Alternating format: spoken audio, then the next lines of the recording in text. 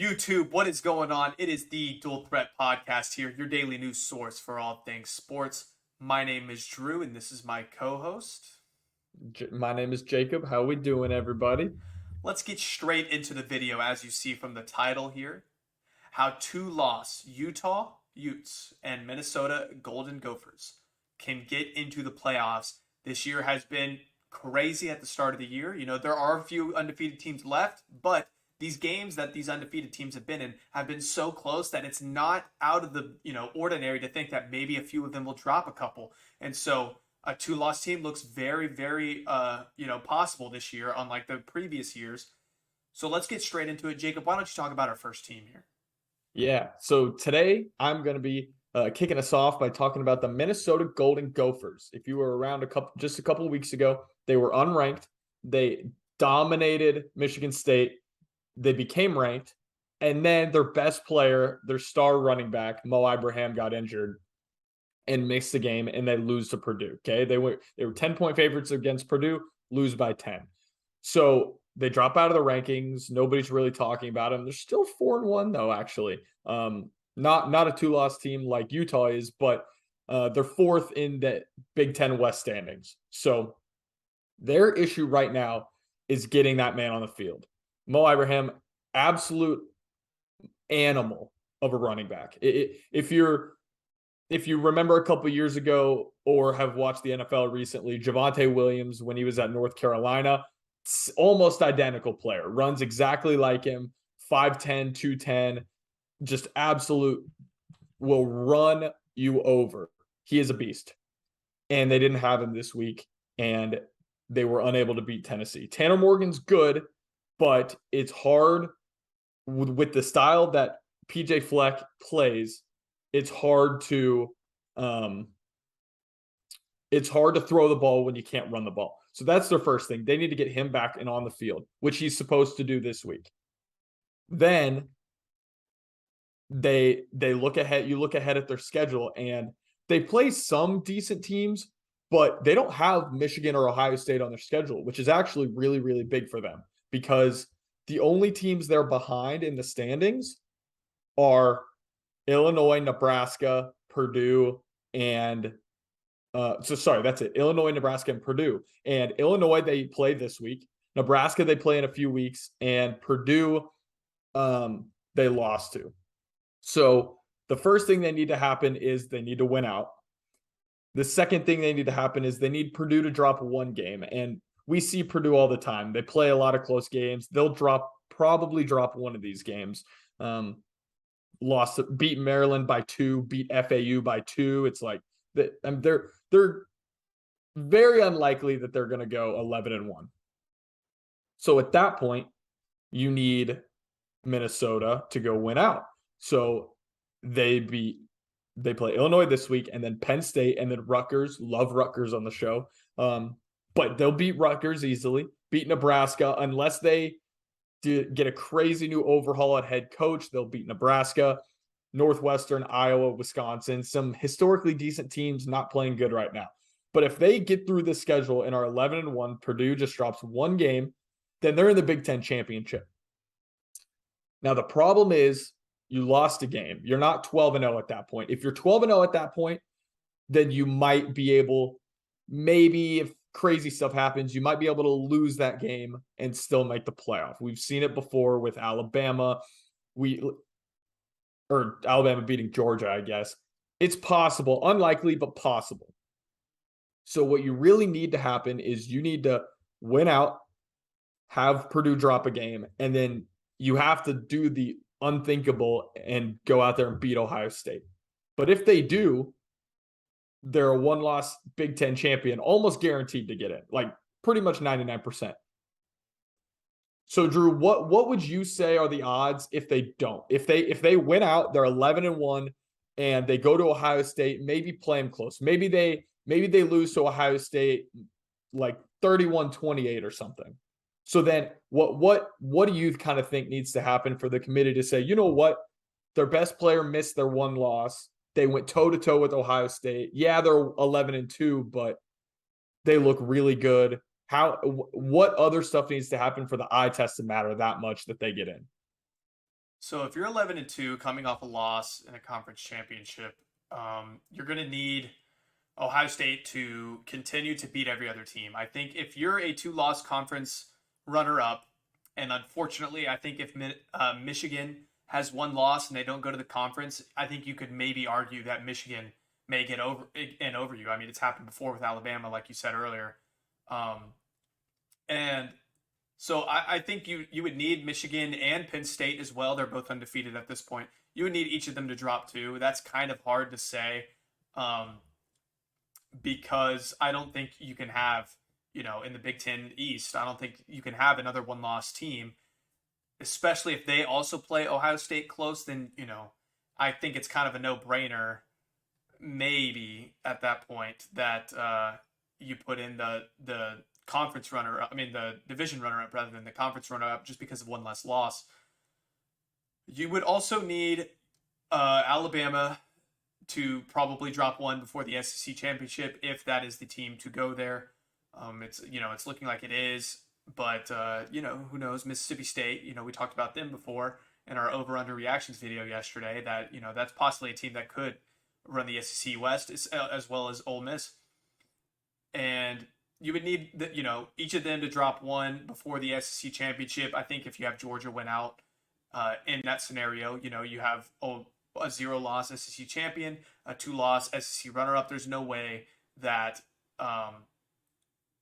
Then you also have to measure, because you have a 2-loss SEC loser, SEC runner-up versus a 2-loss Big Ten runner-up, and with the assuming that it's Alabama or some other team, there's no way you're getting over them either.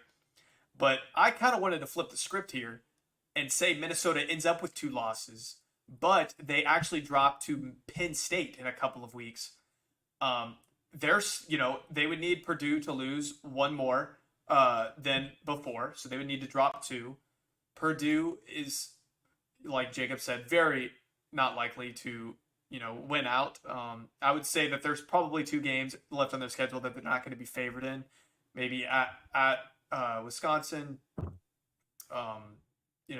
maybe against Iowa, or at Illinois, at Indiana. There's so many games that Purdue could drop. Say they drop 2. I think Minnesota, if they can win the Big Ten championship, they have a 1-game, they have a cushion in that point that they could lose to Penn State in a couple of weeks and keep it close with their star team, win out, and a 2-loss Big Ten champion. The Big Ten, if I'm not mistaken here, and I may be, but I think the Big Ten champion has been in the playoffs pretty much every single year.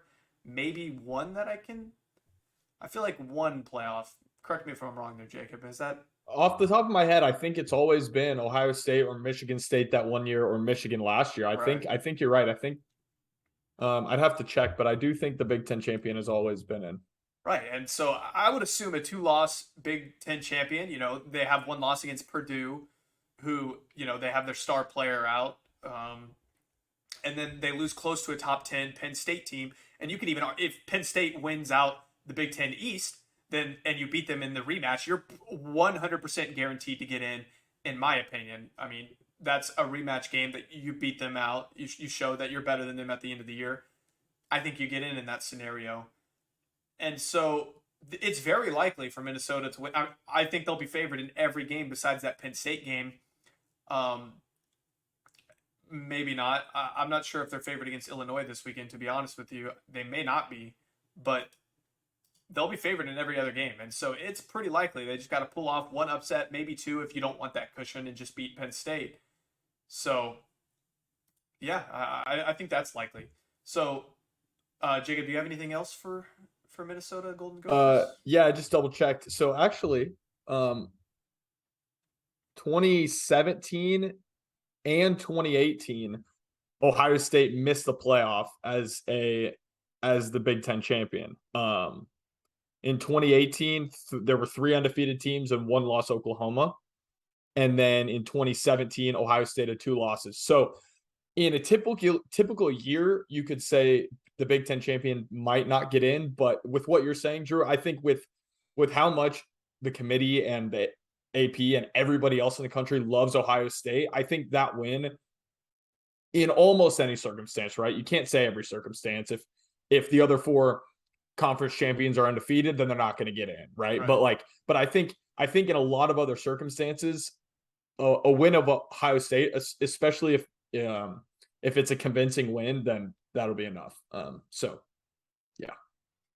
Yeah, I agree. And so, with that being said, we're going to switch over to our second team here, a team coming off a loss to UCLA. That is the Utah Utes.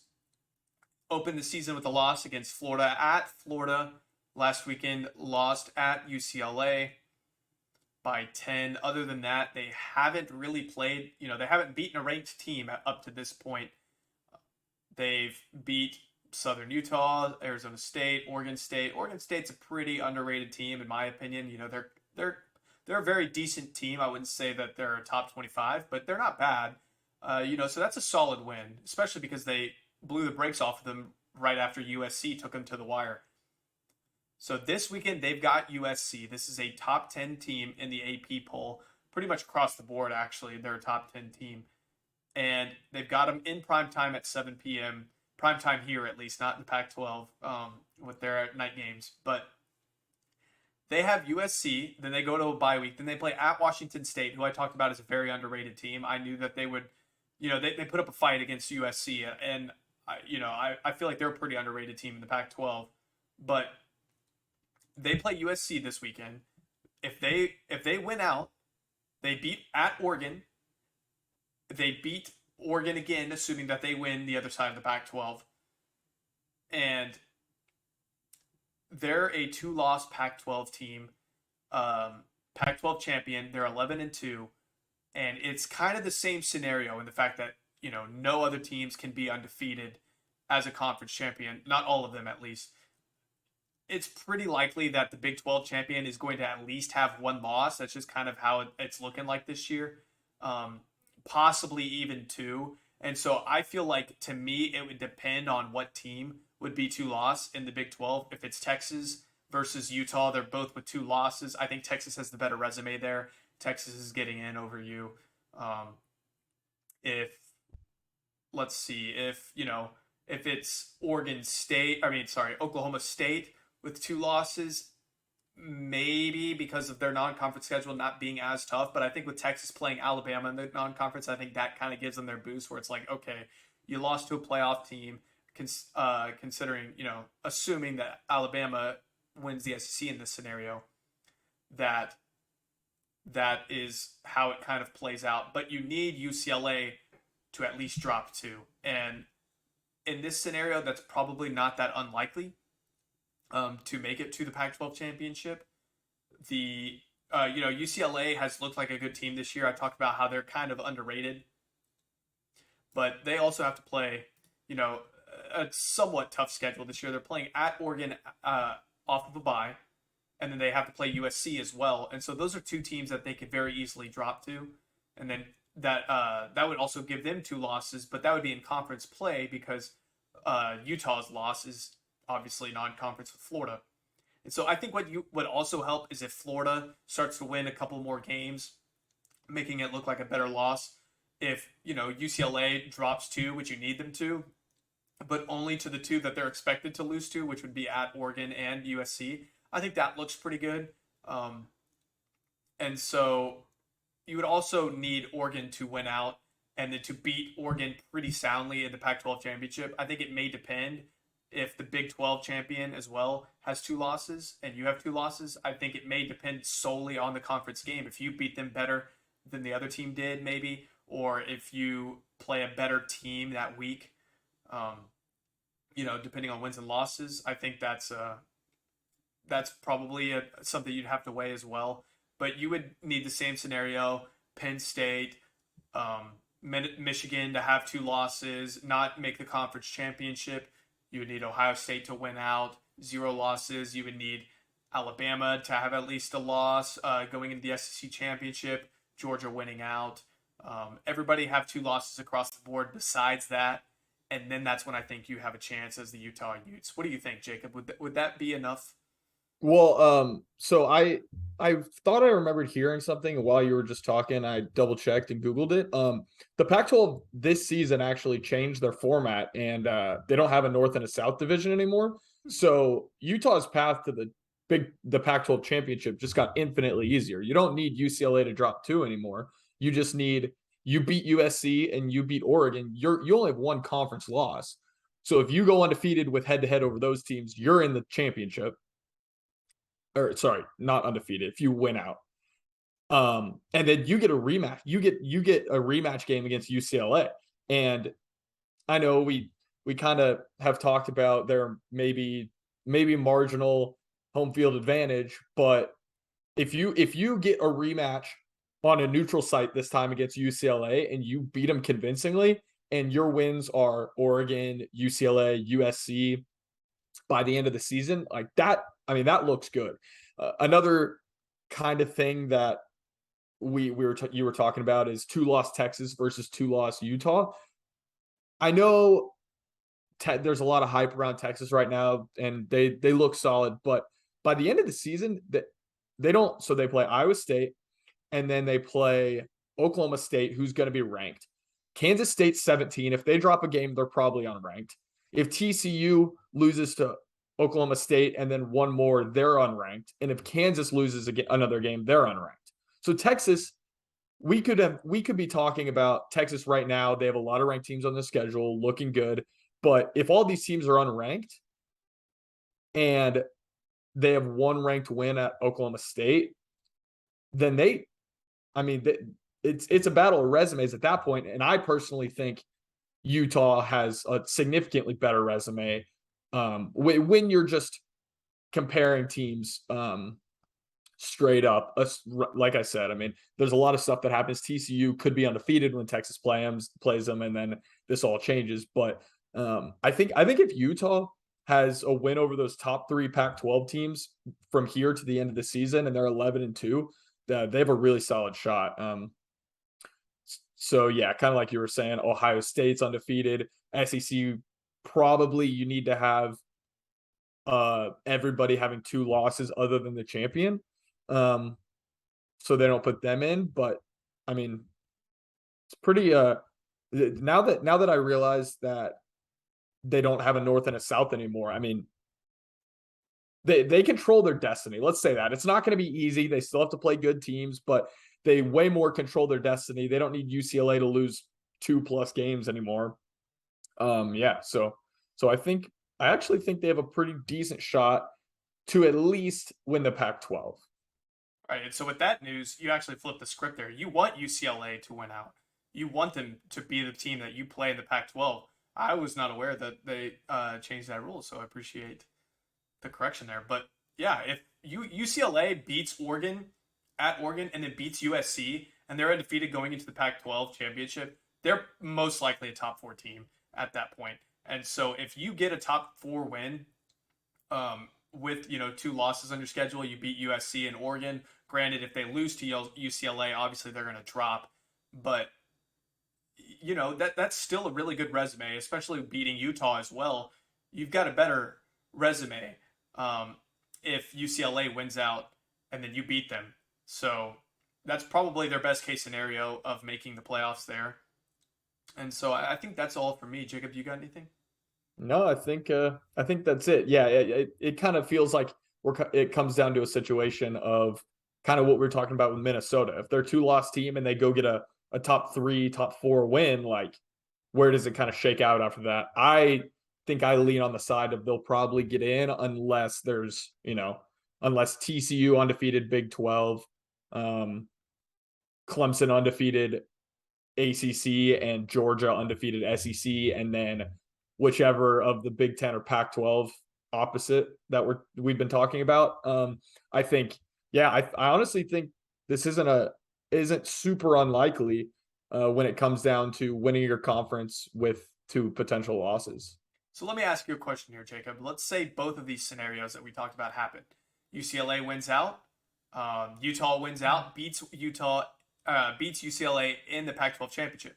And then on the other hand, Minnesota wins out, but they lose at Penn State close, and then they either rematch them in the Big Ten championship, or they play Ohio State and beat them in the Big Ten championship.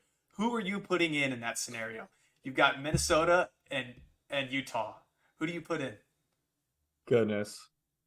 That's a really tough one. I think I would go.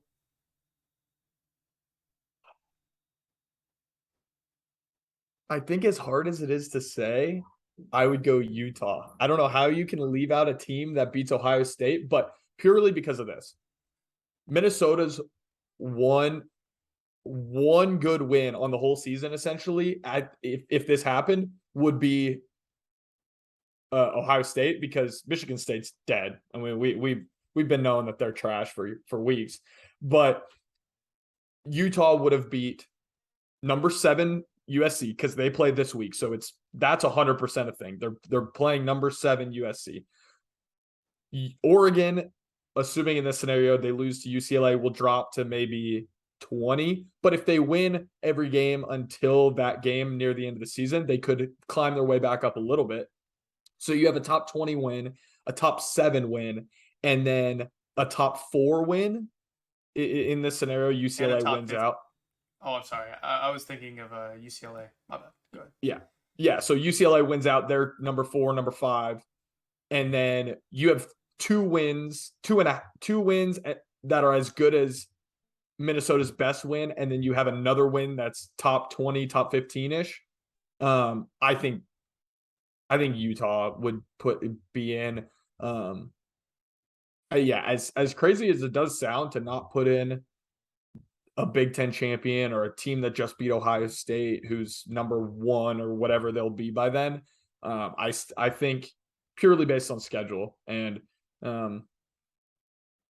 a tiny bit of extra credit for them because they lost really, really close at Florida. It doesn't matter how bad Florida is. That's a very hard place to play. We saw it last year with Alabama going to A&M, that kind of SEC home field advantage.